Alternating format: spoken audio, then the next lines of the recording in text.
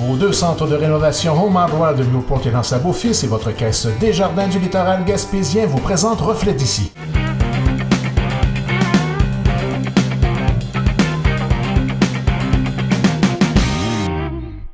Bonjour mesdames et messieurs, bienvenue à Reflet d'ici. Aujourd'hui, en entrevue, je reçois Roberto Blondin, qui est l'organisateur du Jour de la Marmotte. Bonjour Roberto. Bonjour Adrien. Alors, une fois de plus cette année, le 2 février, c'est le Jour de la Marmotte. Comment ça se passe? C'est un événement qui commence de bonne heure le matin, hein? Oui, ben ça commence, nous autres, on commence à se mettre en place vers 5 heures. Le monde commence à entrer vers 5h30. C'est vraiment spécial de bonne heure de même, là. Vous arrivez à faire lever les gens à cette heure-là, là? Ben c'est ça qui est impressionnant. c'est vraiment, le monde sont prêts à avoir une activité vraiment spéciale qui est reconnue à travers le Québec, qui est diffusée à travers le Québec grâce à la communauté, à la télévision communautaire de Grande-Rivière. Puis, ça fait 8 ans, c'est notre 8e édition là, qu'on fait ça, puis il y a autant de monde année après année, que ce soit un samedi, un lundi, un mardi, il y a du monde. Le monde aime cette activité-là, puis ça représente bien la Gaspésie. Donc, on parle d'une 8e édition, ce qui est quand même beaucoup, et toujours aussi populaire. D'où viennent les gens qui assistent à l'événement? Ben, je vous dirais que c'est dans la MRC Rocher-de-Percée, ça peut venir de Chandler autant que de Barachois, de Newport. On a aussi du monde qui aime de Bonaventure, de Rivière-au-Nord, de Gaspé-Nord. On a eu Petite-Vallée qui ont venu l'année passée. C'était vraiment impressionnant, là. Ils ont fait 2 heures de route, même plus pour se rendre pendant la nuit. À l'événement. Ben oui, là, on se pose des questions quand on voit ces personnes-là arriver, puis en même temps, on est fiers de ça. Parce qu'on a réussi à publiciser en fonction que tout le monde connaisse Fred la Marmotte, puis que notre région soit bien représentée. Donc, justement, si ces gens-là voyagent pour assister à l'événement, c'est parce qu'ils veulent avoir la primeur sur la prédiction du printemps, à savoir s'il va être hâtif ou tardif. Comment ça fonctionne? Sur quoi est-ce que la Marmotte se base pour dire on va avoir un printemps hâtif ou un printemps tardif? Ça, c'est vieux depuis 1886 à Philadelphie, Phil, qui a été fait la première fois en 1886. C'est que tout simplement la Marmotte, quand elle sort le printemps, si il fait sombre, elle ne voit pas son ombre. Ça fait qu'elle sort, elle a pas peur de rien, la marmotte. Parce qu'elle a une vision de même. Fait que si t'es en avant, la marmotte ne le voit pas. Mais elle voit l'ombre, par exemple. Donc, si elle ne voit pas son ombre, elle va sortir. Selon la tradition, c'est que si elle ne voit pas son ombre, le printemps va être hâtif. Le printemps va arriver de bonne heure parce que la marmotte est sortie. Ça voulait dire, dans le temps, c'est que les moissons aller se faire de bonheur, pas les moissons, mais la plante, semer les champs, les semences, aller se faire de bonheur. Mais si c'est le contraire, s'il fait soleil, la marmotte sort de son terrier, elle voit son ombre. Elle sait pas que c'est son ombre. Elle se retire dans son terrier. Donc, ça lui fait peur. Ça lui fait peur. Donc, malheureusement, pour nous autres, ça va être un printemps tardif. Donc, bien sûr, le 2 février, Fred la Marmotte de Val-d'Espoir va faire sa prédiction. Et autour de ça, il y a aussi toute une gamme d'activités. Il n'y a pas seulement la prédiction de la marmotte. Comment ça se passe? Qu'est-ce qu'il va y avoir comme activité? On a toujours, depuis le début, on a toujours relié le jour de la marmotte et la Chandeleur. C'est une fête judéo-chrétienne qui dit que si tu manges des crêpes le 2 février, il y a une version qui dit tu ne pogneras pas la gale. OK. Puis il y a une autre version qui dit que tu ne manqueras pas d'argent pendant cette année-là. Okay. On va prendre la version de l'argent, la gale, c'est loin. C'est moins fréquent. C'est moins fréquent. Donc, c'est ça. On a réuni ça, puis on a dit, pourquoi, tu sais, la première année, je me cherchais un endroit à faire ça. Et tout de suite, j'ai pensé à notre église, notre belle église, puis le perron de l'église. Puis l'église de Val-d'Espoir est ouverte à ça. Donc, on réunit toutes les activités dans l'église. Donc, on fait, les bénévoles de Val-d'Espoir, en tête avec Mireille Hirel, vont faire à peu près 500-600 crêpes. Puis il va y avoir les bénévoles qui vont organiser l'église en fonction que tout le monde est capable de manger avec des tables et tout ça. On va avoir un chansonnier, attendez une minute, Jacques Desgaris qui va chanter pendant 3 heures de temps avec de l'animation, faire danser les jeunes, les personnes âgées, tout ça. Ça va être super beau. Et puis, après ça, il va y avoir Fred, la mascotte, qui va se promener et puis qui va donner des petits cadeaux aux enfants. des macarons, tout ça, puis des cartes, puis ça va, le monde se prenne en photo avec Fred. Il va y avoir aussi du maquillage pour les enfants, parce que les enfants aiment ça, remporter un souvenir, puis on fait des beaux maquillages de toutes sortes d'animaux. Les enfants, c'est bien populaire. Il y a des activités extérieures aussi? Oui, on s'est associé avec le centre sportif de Val d'Espoir. Puis on va faire des activités sur la patinoire pour tenir les jeunes occupés là, de 7 heures le matin à 10 heures, là, à peu près vers 10 heures, là, tant qu'ils ont mangé tout ça. Puis les jeunes vont participer nombreux, je crois, à l'événement. Il y a des écoles qui vont emmener les jeunes directement. Ah oui, mais je suis fier cette année, il y a Grande-Rivière. Okay. On a eu la confirmation de Grande-Rivière, puis ça nous fait plaisir parce que c'est le monde de Grande-Rivière participe beaucoup à l'événement du jour de la marmotte. Je vois beaucoup de monde de Grande-Rivière qui s'intéresse. Je vois à Grande-Rivière dans les commerces une page du jour de la marmotte qui vont y aller. Puis là, la direction, l'école ont accepté que les enfants viennent. Puis moi, ça me fait un grand plaisir. Puis on va aller les rencontrer la semaine avant l'événement, donc le lundi ou le mardi. On va leur donner un macaron chaque. Ils vont pouvoir jaser avec la mascotte Fred qui va être présentée aux enfants. On va répondre à leurs questions. Puis en même temps, mais c'est une thématique, ils vont pouvoir travailler au niveau de leur connaissance, au niveau de la nature, puis de la marmotte. Ça rentre un peu dans l'éducation. Il faut faire passer les matières. Absolument. Puis c'est quand même une grosse école. On parle de 180. Là. Ça va faire beaucoup de monde. On est capable de les accueillir. Puis ils vont très bien accueillir. Ils vont manger une bonne crème avec du jus, tout ça. Ils vont voir. Pour moi, c'est important que les enfants, c'est intergénérationnel. Les enfants vont être là avec leurs parents, leurs grands-parents. Ils vont manger, ils vont écouter de la musique. Il y en a qui vont danser ensemble pour une activité. Puis ça va rester beaucoup dans la mémoire des enfants. J'ai des enfants qui sont en maternelle quand j'ai commencé ça, puis ils sont rendus à Polyvalent. Ils viennent au jour de la marmotte encore.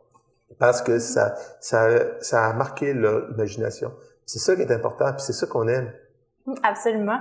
Puis il n'y a pas seulement les enfants, comme vous disiez, qui s'intéressent à l'activité. Cette année, il y a les motoneigistes qui vont venir faire un tour. Oui, mais avant de terminer ça, il y a aussi l'école de Sainte-Thérèse qui va être là. C'est vrai. L'école de Sainte-Thérèse avec tous les élèves aussi. Les autres, ils viennent depuis le début. Depuis le début, ils sont là. Les fidèles. C'est des fidèles, ils ne manquent pas. Puis je suis content. Puis je suis content qu'ils viennent parce que les autres aussi, s'ils grandissent avec Fred de la Marmotte, ils demandent au professeur ça va être quand.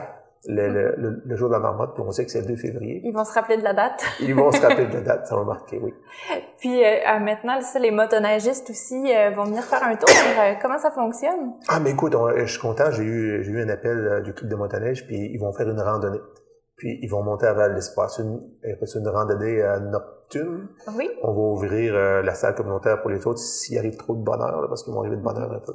Parce qu'ils vont être pas mal de motoneige. Mais ça, c'est une autre activité où est-ce qu'on va chercher pas d'autres genres de monde, mais c'est une forme de tourisme. Oui, c'est ça. C'est une forme de tourisme. Puis ils viennent avec leur activité qui est la motoneige, puis ils participent à ça. On va voir, tu sais, c'est vraiment une activité vraiment spéciale. Absolument. Puis on parle d'une clientèle adulte aussi, là. Oui. Oui. C'est une clientèle adulte. Puis la fierté du monde qui nous parle pendant le jour de la marmotte, c'est qu'ils disent, écoute, ma sœur m'a appelé à Québec, puis ça a passé à Salut Bonjour, ça a repassé à RDI. Mon frère écoutait la radio sur la veine, puis il attendait la description de l'événement à la radio par un poste de radio. Puis ça, je veux le dire encore, c'est grâce à la télévision communautaire de Grande-Rivière. Oui, qui redistribue. Puis qu'on est capable d'être dans la fine pointe de la technologie pour pouvoir profiter du maximum. Parce que le jour de la marmotte, ça dure un avant-midi. Avec cet avant-midi-là, faut que tu es capable de diffuser partout à travers le Québec pour que ça dure une journée. Une journée, là, qu'on va parler de notre région, de la Gaspésie, il n'y a pas grand monde qui est capable de se payer ça. Dans toutes les stations de radio, les stations de télévision, et puis les journaux. Ça prend une marmotte. Ça prend une marmotte, puis Dieu merci, on a eu l'idée d'avoir la marmotte officielle du Québec en Gaspésie. Oui, d'ailleurs, ça fait maintenant 8 ans. il n'y a pas juste au Québec hein, que Fred la marmotte passe dans les médias. Je pense que dans l'ensemble de la francophonie, c'est une marmotte qui est assez populaire. Non, oui, elle est populaire, mais je te dirais que l'événement du jour de la marmotte, c'est plutôt en Amérique du Nord, en Pennsylvanie, Phil. Oui. En principe, il y a à peu près 10 marmottes aux États-Unis, les marmottes officielles par État. Mais au Canada, il y en a 5, puis Fred en fait partie. Donc, nous autres, on a commencé, si vous voulez aller voir le jour de la marmotte, c'est où? Wikipédia? Wikipédia? Oui. Vous allez voir que quand on a commencé en 2009, on était en bas de l'échelle. Ils parlaient de nous autres, là, la dernière, et la petite nouvelle, Fred. Mais en 2015 et en 2016, ils nous ont monté en haut avec Phil. Il y a Fred et Phil et Fred. Donc, on a monté des échelons année après année par rapport à l'événement, au monde qui venait à l'événement, parce que c'est quand même assez important, 500, 400, 600 personnes. Puis, ils sont aperçus de ça. Donc, on est à égalité avec Phil. Pour nous autres, c'est beaucoup. Parce que là, on compétitionne avec la plus vieille marmotte en Amérique du Nord. Puis c'est ici, dans notre MRC Rocher de Percé, que c'est fait, là. C'est pas à Québec, c'est pas à Montréal. Ben non, c'est ça. C'est ici, puis c'est pour ça que c'est important de le faire à chaque année, et à chaque année, et à chaque année. Puis d'ailleurs, cet événement-là, c'est un événement qui a besoin de financement. Est-ce que vous avez des commanditaires qui participent justement pour donner cette visibilité-là à la région? Je vous dirais, Dieu merci, on a des commanditaires. Parce que c'est un événement qui rapporte zéro. C'est un événement, tu ne peux pas faire de l'argent en vendant des crêpes, puis on n'est pas le genre à aller... tu viens pour faire une activité avec tes enfants. Donc, on a un depuis le tout début, c'est Laurent Carbonneau-Lebeau, la pharmacie Uniprix de Percé et de Channel, que lui, il a une fierté, il vient qu'il fait froid, il vient à chaque 2 février, à 6 heures du matin, il nous parle, il embarque sa scène, il est content d'être là, puis c'est un de nos commanditaires, puis je le remercierai jamais assez, parce que si on n'aurait pas ce monde-là, on ne pourrait pas faire l'activité. Parce que quand on parle de diffusion, quand on parle de monter, de faire quelque chose, ça coûte des sous. Mm-hmm. Puis l'activité ne rapporte pas de sous. Ça fait qu'à chaque année, ça nous prend des commanditaires.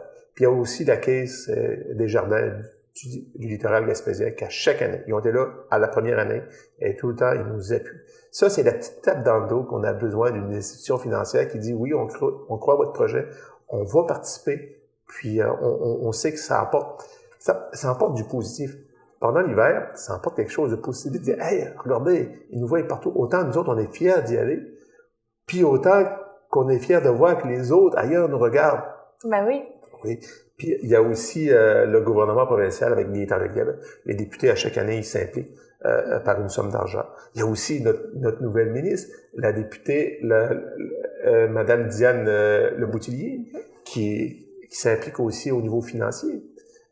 Puis il y a le CLD Rocher de Percé, que cette année, il s'implique parce qu'il trouve que c'est important.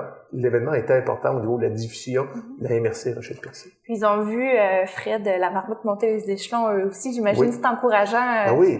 Hey, je vais vous lancer un défi. Allez voir, tapez Fred la marmotte, puis allez voir toutes les articles de journaux, toutes les articles de journaux, autant au Saguenay, ou à Québec, ou à Montréal, ou dans l'Outaouais, qui parlent de la Gaspésie, puis qui parlent de Fred la marmotte. C'est une publicité pour la Gaspésie qu'on ne peut pas se passer, parce que c'est un événement autant festif, puis autant représentatif de notre coin de pays. Maintenant, en terminant, on va parler justement de Fred, la fameuse marmotte, parce que, bon, on la voit pendant une journée dans l'année, le jour de sa prédiction. Cette année, on ne sait pas ce qu'elle va prédire encore. Qu'est-ce que fait Fred le reste de l'année? Je vous dirais honnêtement, Fred, là, c'est la marmotte la plus heureuse du Québec, là. Ah oui? Écoutez, elle a quand même un grand enclos de 20 pieds par 20 pieds. OK. Elle a toutes les commodités. Qu'est-ce que Fred mange? Elle mange du blé d'Inde, elle mange des pissenlits, elle mange de la salade, elle mange des carottes, elle mange des pois, elle mange tout ce qui est légumineuse. Puis nous autres, ce qu'on veut, c'est qu'elle soit le plus heureuse possible. Ça fait que Fred, il mange. Il mange. Je vous dirais, le temps du blé d'Inde, Fred et sa famille passent une poche de blé d'Inde par semaine. C'est 60 blé d'Inde. Ah ouais? Ah oui, puis en même temps, quand on lui donne ça, ça lui permet d'accumuler son gras corporel. Donc, du mois de juillet à fin juillet, jusqu'au mois d'octobre, il mange une poche de bédane par semaine. Puis là, il vient gros, c'est des grosses boules. Je l'ai couché, puis c'est 18 livres. Là. Les 18 livres pour une marmotte, c'est rare que tu vois ça. Là. Je veux pas en faire un obèse, mais sauf que il a besoin, plus qu'il y a de gras, plus qu'il passe un hiver confortable. Oui, confortable, parce qu'il hiberne en bonne et due forme, comme le reste des marmottes, j'imagine. Oui. Mais aussi, c'est qu'il a besoin de tout son gras, parce que quand il est en hibernation, son cœur bat 8 coups à la minute. OK. Il tombe presque. Puis quand on dit le 2 février, pourquoi le 2 février? C'est que je ne sais pas pourquoi. C'est comme les jours, c'est pendant cette période-là qu'il se reproduit. OK. Donc, en principe, le mois de février, il se lève pour se reproduire. Puis, la femelle, elle, est en gestation. Puis, au printemps, quand elle se lève, au printemps, quand elle se réveille, je veux dire, au mois de mai, c'est là qu'elle met bas à ses petits. Donc, ils se réveillent en plein milieu de leur hibernation pour se reproduire, puis après ça, ils se rendorment. Comme un autre. Puis, la vie reprend au printemps. Oui, c'est ça. Puis, Fred, la marmotte et sa famille, donc, vivent dans quelle municipalité, à quel endroit? À Val-d'Espoir, c'est sûr. À Val-d'Espoir, sur ma petite ferme. Et puis, comme je vous dis, elle a un grand enclos avec toutes les commodités, avec des terriers, avec du bois de plage, avec des fontaines d'eau, avec des choses, parce qu'une marmotte, c'est curieux, ça veut aller voir sa semaine bout. Donc, on lui fait des petits endroits où il peut monter pour aller voir, là, elle regarde autour. Là, donc, c'est tout aménagé. Oh, oui, c'est tout aménagé. Oui, ça fait quand même 8 ans. Là. Puis, au niveau hibernation, c'est dans ma ferme, dans un endroit qui est de 15 pieds par 15 pieds, tout clôturé, avec une planchette de béton. On sait combien qu'il fait à l'intérieur, autant qu'à l'extérieur, pour garder la stabilité au niveau de la température. Donc, c'est tout ça. Donc, c'est le paradis de Fred est à Val-d'Espoir. Donc, en terminant, peut-être juste nous rappeler la date, l'heure, le lieu de l'événement. J'avais une petite chose à rajouter. Oui. Parce que c'est important. Et je ne pourrais pas faire ça aussi sans bénévoles. C'est vrai. Tu sais, on va avoir 35 bénévoles à Val-d'Espoir qui vont participer de loin de proche, autant pour la préparation des crêpes, avec Mireille Rill puis son équipe. Elle s'est trouvée une équipe de bénévoles. Autant au niveau de la structure de la scène, qui est Valmore Cloutier et son équipe. Autant pour la modification à l'intérieur d'église, c'est notre bénévole. Autant pour les activités des jeunes. Les activités des jeunes vont être faites en collaboration avec les enseignantes et avec la communauté de Val-d'Espoir pour faire en sorte qu'on choisisse des activités qui sont adéquats pour les jeunes. Donc, beaucoup de gens qui vont mettre la main à la pâte pour l'événement, là. Oui. Puis je pense qu'on a réussi, je pense que ça fait, je pense, 2 ou 3 ans, qu'on a réussi à établir une tradition en Gaspésie. Puis c'est à nous autres la tradition. Ça fait plaisir aux enfants, aux plus vieux, aux personnes âgées, qui viennent, c'est comme un mos. On se lève à 4 heures du matin. On se lève, on s'habille, puis à 5h30, 6h, on est rendu à l'église. La prédiction est à 7h. Ça fait que ça donne le temps, ça donne le temps de manger, de danser, et puis de jaser entre amis. Très bien. Donc, Roberto Blondin, merci beaucoup pour cette entrevue. Oui. On se donne rendez-vous le 2 février à Val-d'Espoir. Puis j'aimerais aussi inviter tout le monde de la MRC Rocher-de-Percé de venir faire un tour. Si vous avez jamais venu, venez voir l'ambiance, ce qui se passe. Vous allez voir, il y a vraiment une ambiance particulière. Le monde sont joyeux. Même s'ils lèvent à 4 heures du matin, ils sont joyeux. Ils jasent ensemble, ils dansent. Les enfants à travers ça. Puis vous allez vraiment participer à une activité qui se passe juste en Gaspésie puis qui représente tout le Québec. Donc, de la part de la communauté de Val-d'Espoir, je vous invite tout le monde à venir au jour de la marmotte à Val-d'Espoir. Merci. Merci beaucoup.